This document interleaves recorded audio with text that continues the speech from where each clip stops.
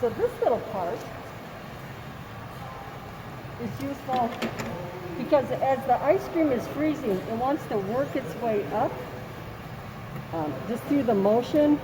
So you have to keep the ice cream in the chamber. So what happens is the ice cream moves up, but this little plate pushes the frozen dessert down. Okay? And so that's all set now. Okay, so you have the dasher with the scraper blades, and then you have this little arm that's in there.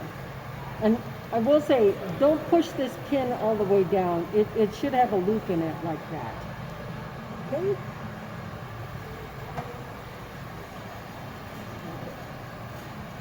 Next is the door. Excuse me.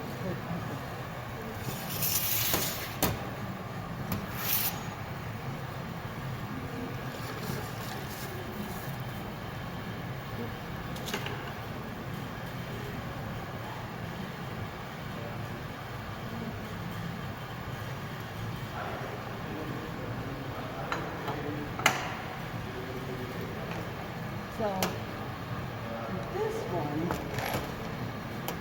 you'll notice that this part, one has a rounded edge and one has two flat edges. So the spring, the bigger spring goes in the flat and the smaller spring goes into the rounded. And the rounded one fits here.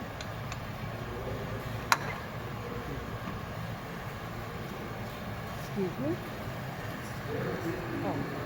Now this is the one thing. So make sure when you're doing this part of the door, you use the silver ones. That's not that, it's not that clear, I don't think, in the diagram. So the hinge just goes in there. And you have to really push, and you have to make sure that it seats in there. I'm going to have to move, sorry, because I'm right-handed. This is the tricky part. Because you have to really push hard on that spring.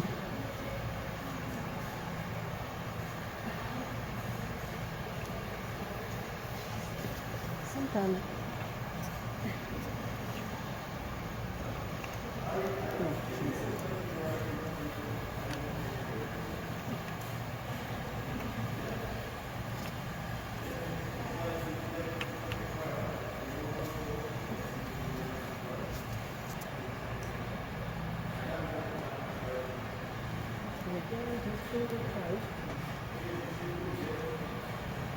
and then this one, it's over here. And because this is a smaller spring, it goes in easier.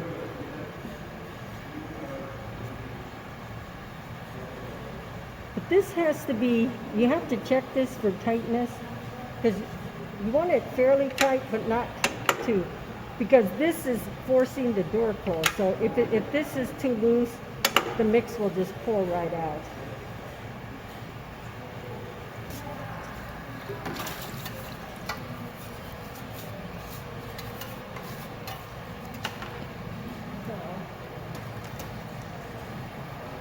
And again, anytime you have a rubber gasket, you want to add the protective lubricant on it so that it doesn't deteriorate.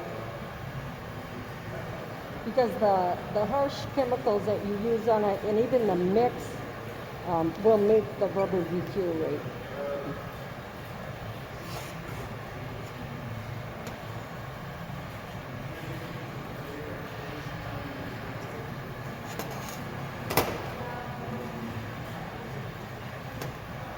And this, you're just pushing the little gasket.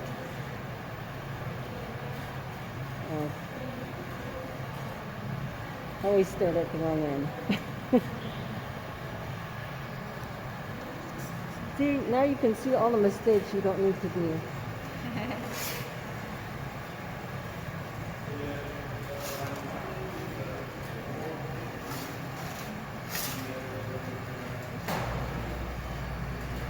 the trick is to get this around there. Sometimes it wants to do that nicely, and other times it does not.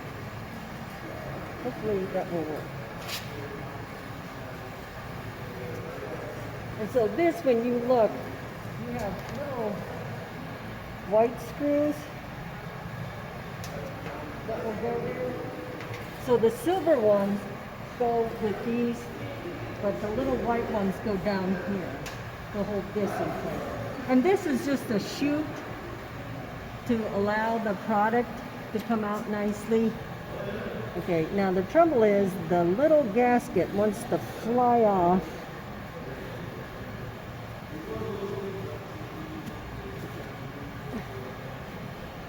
Again, I got lucky because sometimes I have to do that many times. Yeah, sorry you can't see this too well because you just have to kind of feel. You have to just kind of feel that you have it threaded in there. And it doesn't have to be tight, just firm. Because if you do it too tight, if you were to make ice cream in here, it gets so slippery you can't get a hold of it. Okay. So, here we go. And look, we're done. Except I have a missing part. Uh-oh. No problem. So what you would do is you would just go back to the original picture and look and see, or just look, because you can see, oh, this is a pretty big part, okay? So you look around, you go, well, it's not down here and it's not down here, so that one looks pretty empty. So we'll try this, and by gum, that works. And that makes sense because it has to keep it in place. There. And that's how to not do and do it correctly.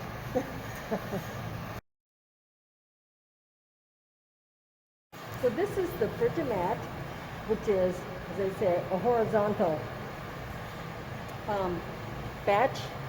And so I took the dasher out so that you can see it has a slightly different design than the Sculpting. So it's scraper blades right there. So these are a lot easier to remove, but they do have a one-way design. Because one side is very flat and the other side is rounded. Okay. And so if you don't put it in the right way, it doesn't fit. So again, if I were to reassemble this, if I tried it the wrong way, it just doesn't work. Whereas this way, you can slide it in easily.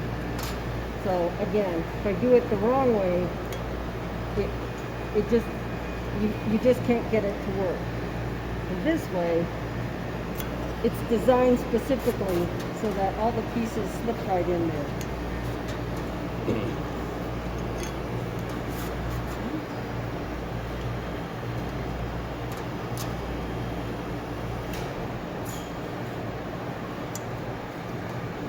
And this is a gasket to protect it from the back. So it's protecting this piece of steel.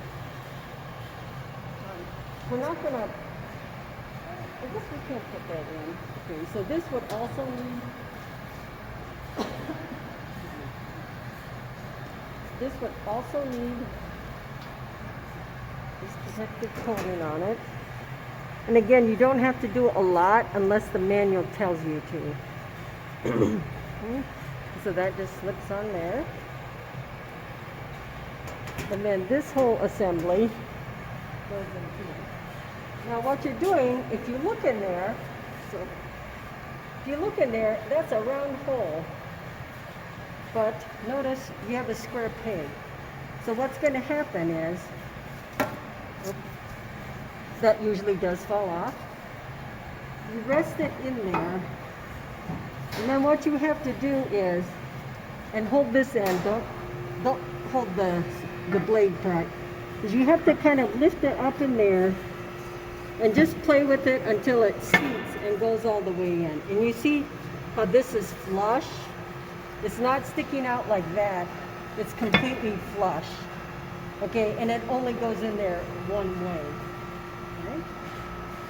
Now I left this door intact because actually when you're working with the door to assemble or disassemble, it's easier to take it apart on the table because everything goes flying. So this hinge has a lot of weight on this. This door is very heavy. So I lift up on it and then it takes the weight off the hinge and I can just pull the pin out. And again, normally I would go through and sanitize each part, but for demonstration, I won't.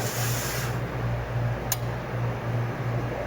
So this is the part, and this operates this way. So this, if you loosen this a little, the door goes up and the door goes down. So if you want to extrude product, you do that. And then when you don't, and you just want to run, this seals it off. Okay. Like that. You have this part, and this part stays together. This is the other part of the door.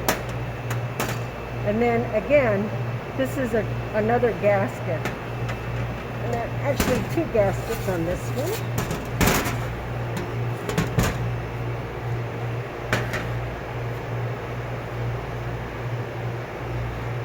So when you remove them, there's a little notch right here.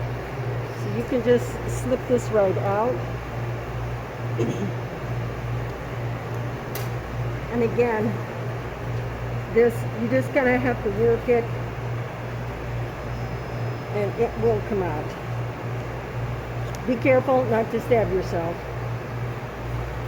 Okay. The other thing is when you have a gasket like this, everybody wants to stretch them, and if you stretch these things, they will eventually go back in place, but it's not easy. So when I do this, I rub it this way. I don't pull it this way, because if you do that, you will never get it back in there. I could probably get it back in there, but you probably won't, because it's very difficult. You have to practice that. So whatever you do, see how I rolled across crosswise, not lengthwise, only crosswise. Then you don't stretch out the rubber. Then when you put it in there, line it up and then push in, and then go 90 degrees, push in again, right? And then you can kind of work it into the middle so it actually fits. If you start at one side and push it all the way around, you'll just be stretching the gasket and you'll never get it in there. It's very, very difficult. Okay, so that's seated. It's flat. Okay. So the same way with this one.